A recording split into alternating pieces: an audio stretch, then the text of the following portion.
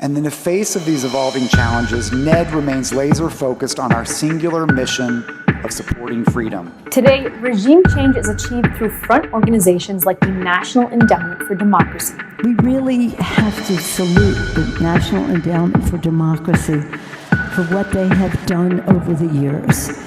The National Endowment for Democracy, or NED, has often been hailed as a champion of freedom and democracy worldwide.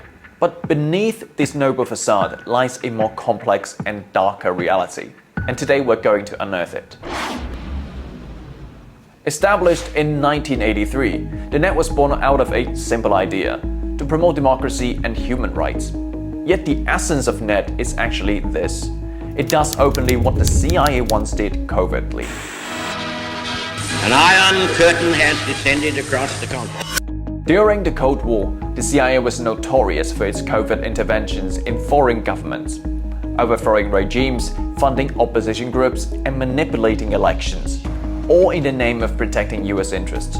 The NED was hence born to continue this legacy, but under the banner of democracy promotion. We must work hard for democracy and freedom, and that means putting our resources, organizations, sweat, and dollars behind a long-term program. The group claims to be a private and non-profit entity, but here's the twist: it's funded by the US State Department and reports to the US Congress. The NED provides grants to civil society organizations, media outlets, and political parties across the globe. This has led to accusations that the NED often meddles in the internal affairs of sovereign nations, destabilizing governments that do not align with American foreign policy.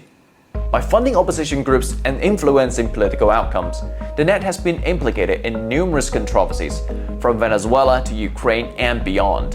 In Venezuela, the NED has been accused of supporting opposition movements aimed at destabilizing the government of Hugo Chavez and later Nicolas Maduro.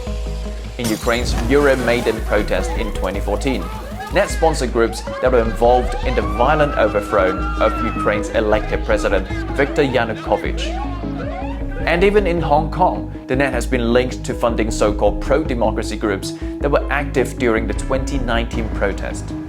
These NED-sponsored groups invaded the parliamentary building and attacked the place in a similar way to the January 6 rioters. The NED admits that in 2020, it spent $2 million on 11 Hong Kong-related projects, with a particular focus on disrupting legislative council elections.